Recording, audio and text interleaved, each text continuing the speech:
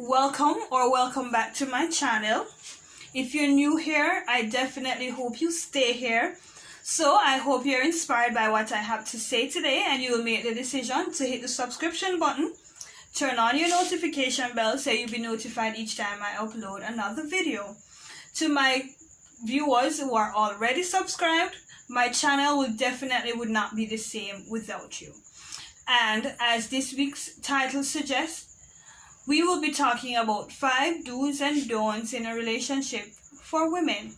And since we stay inspired over here on this channel, big shout out to subscriber Anna, who inspired this week's video.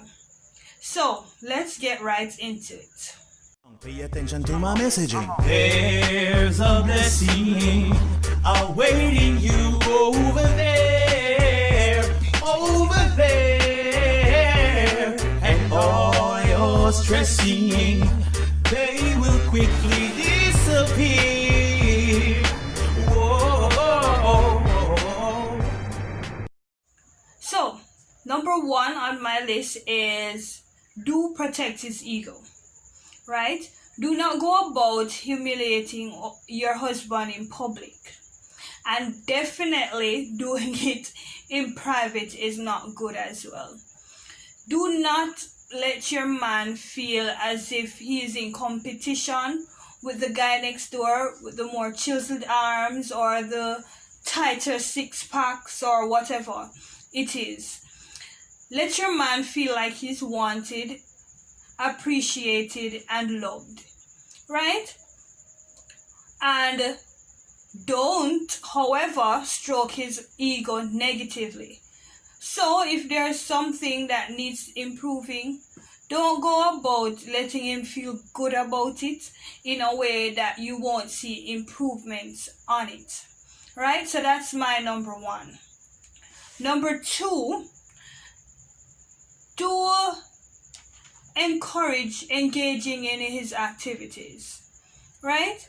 I understand that there's a need for individuality in a relationship, but being apart every now and again and asking about things that each other's like definitely creates a stronger bond in the relationship. For example, my husband can identify the sound of an engine of a car just laying in his bed, and he knows, okay, a Honda blah blah blah just passed by just from the sound of the engine. No, a lot of times we will be driving and we're talking about something and the sound of a Honda passes by and he goes off into comparing the sound of the Honda to the sound of the Subaru, and how this new Mark X is sounding similar to a BMW, and he's having a difficult time knowing the difference, and he will go on, and I'm like, I don't even know a Subaru unless I am seeing the stamp on the car. Only thing I know about cars is that they have color and they have 4 wheels. They drive from point A to point B, right? But in order for him to know that there's a listening ear over here from his wife, I will still initiate and ask questions. So, what makes the Honda engine so great? You know, just to give him the opportunity to talk some more about something that he loves, right? And for my number 3, I would say, it might sound controversial or it might not rub too well with most of you, but let the man lead. You know, in Ephesians 5 it says the man is the head of the household. However, if a man leads in Christ and leads well, then it will be very easy for the woman to want to follow. Make sense? So let the man lead. And also, a good man will have conversations with his wife before making a decision. But for me, I think ultimately the final decision should be his. So I allow him to make the final decision. We have a discussion and say, hey, this and this, I think that. but at the end of it, I want him to make the final decision. Be the man and step in and make the decision, right?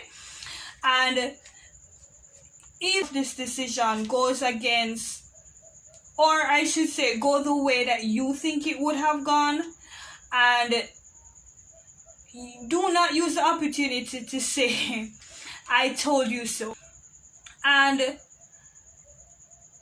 But as women, don't let him keep making bad decisions.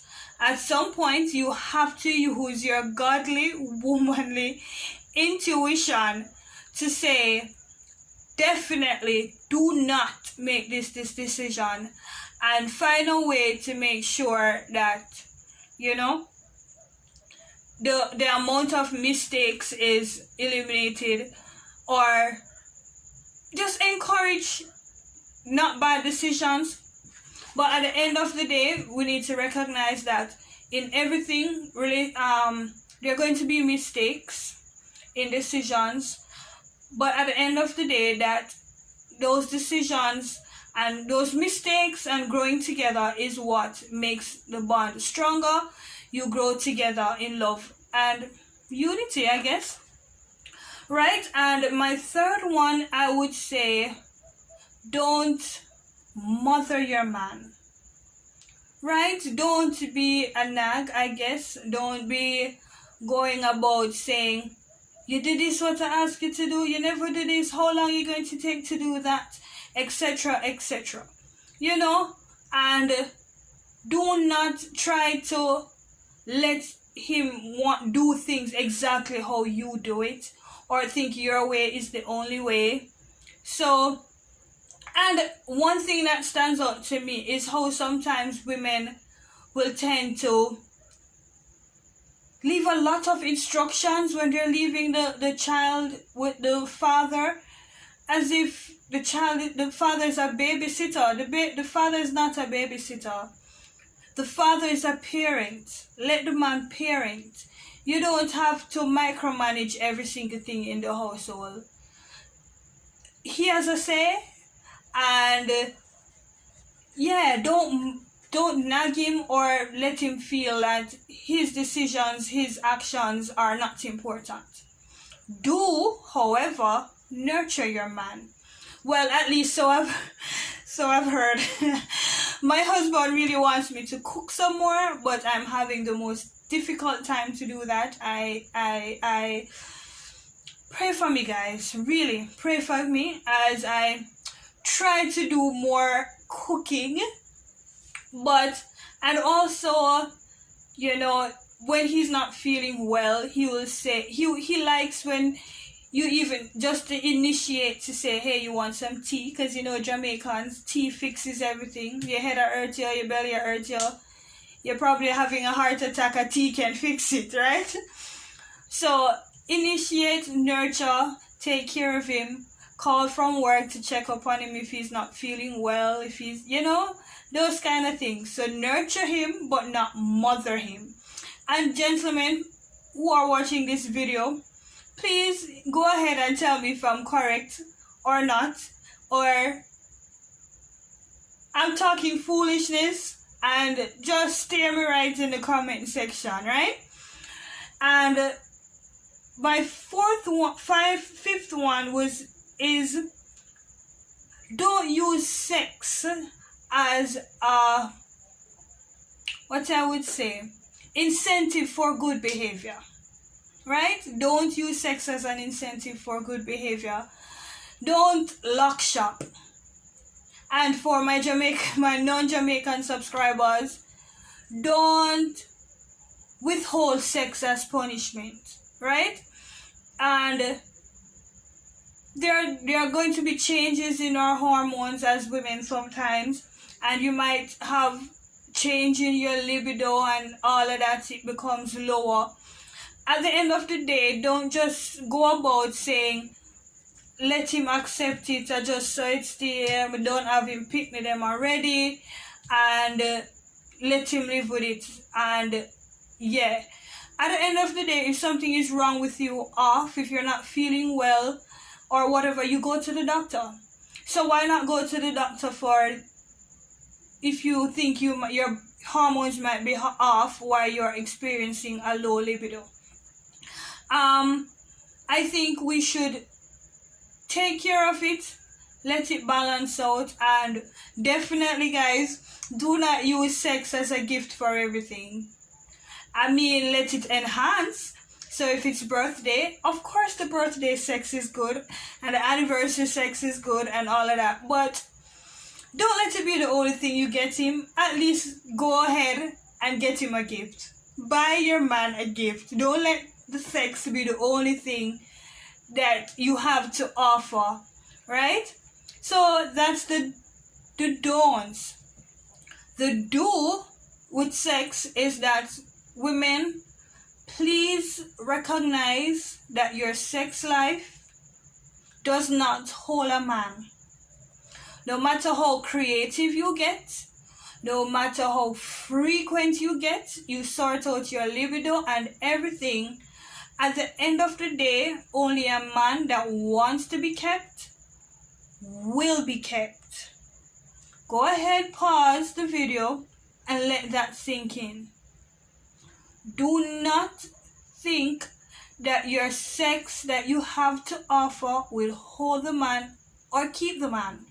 So block out all of that you've been hearing. But now I make my man go road, I have to do this and I have to do that. At the end of the day, it is his decision, and no matter how creative you get, he'll still might want to go out.